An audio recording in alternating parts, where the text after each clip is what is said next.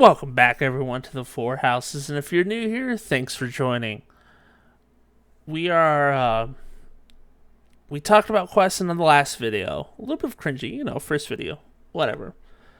But as we go on, this time we're starting out like how the game will start and maybe how the game will end, and how long will the game be, like the amount of hours and whatnot. It is an RPG open world game, so hours can vary. But let's start opening cinematic.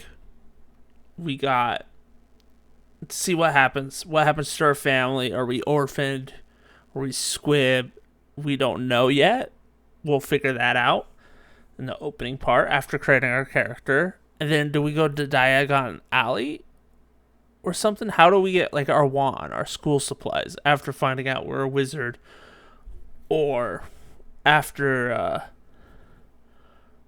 we unlock our magical power.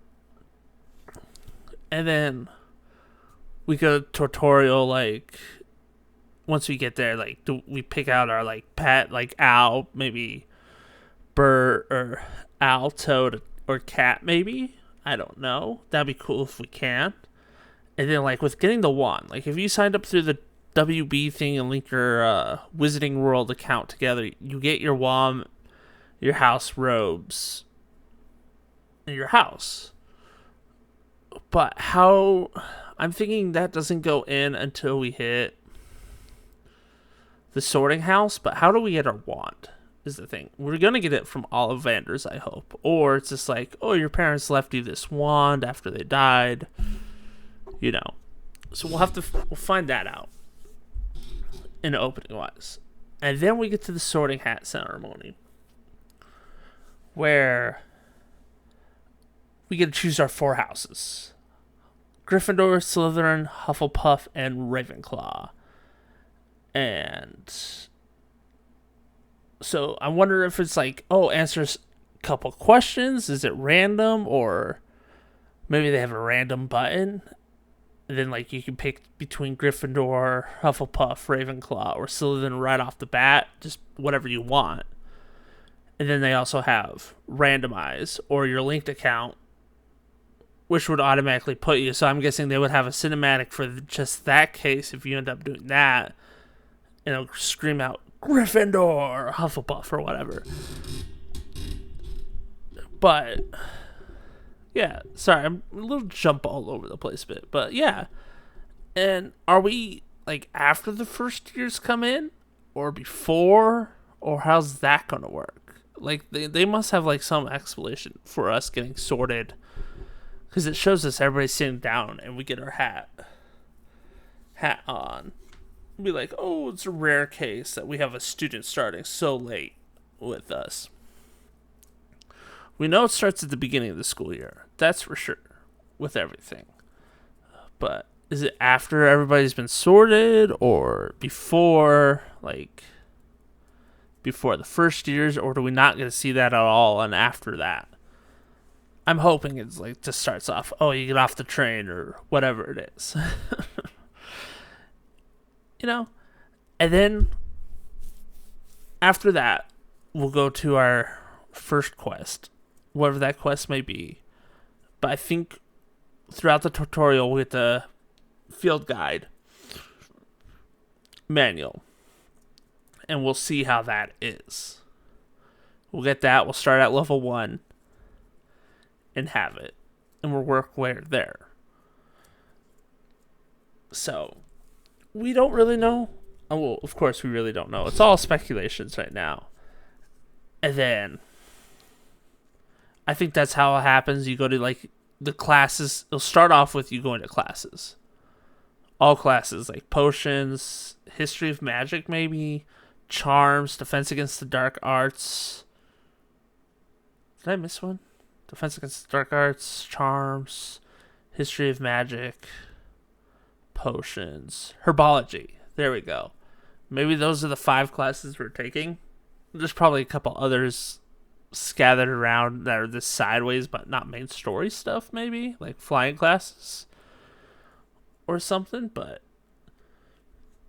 so we do that, And then after all that, we unlock the rest of the map. Like, it goes full open world at that point. Because they said, like, as soon as, at some point, it opens up later on. And once you open up, you can go anywhere you want. Which would be cool. Be crazy. As soon as you get more spells, though. I think once you get more spells, it'll be happen. And I wonder how you start learning. Like, what do you get, like, a first few spells before? Or something? I don't know. But yeah, as we keep going,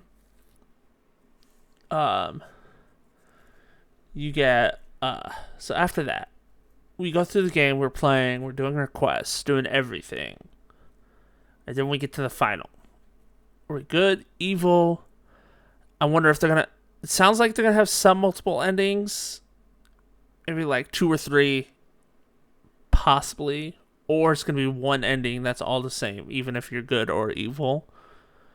But I have the hope, hopefully they have the multiple endings, and one's more of like, this is how it actually ends. And then the other ones are more like alternate universe endings, which would make sense if they end up making a sequel.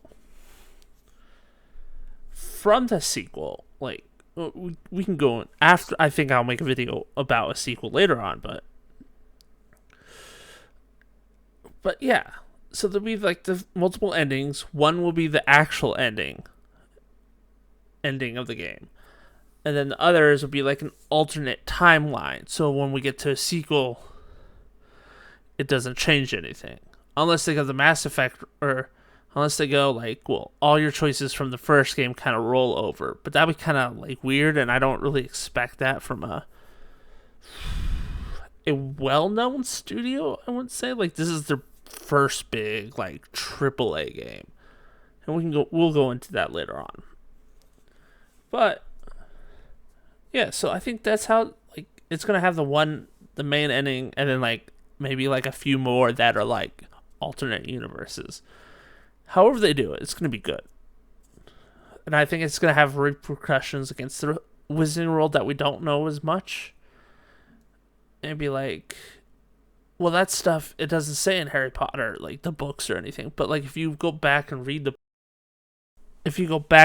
books, it doesn't really go into detail about the Goblin rebellions, which is really cool. So there's that plot hole, or those plot holes that can be filled with our character and stuff. And they'll be like, oh, yeah, I was there when that happened, you know, kind of thing almost. Anyways, we can talk about plot holes in Harry Potter all day long if we wanted to.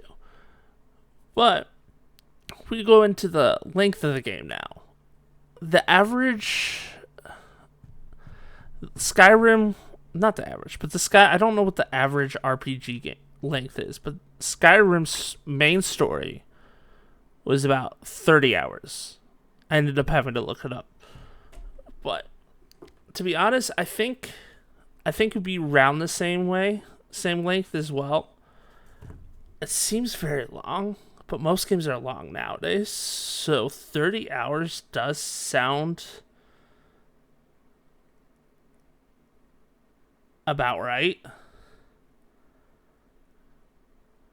But yeah, like 30 hours is a lot, especially for a not well-known studio for its first big RPG open world game.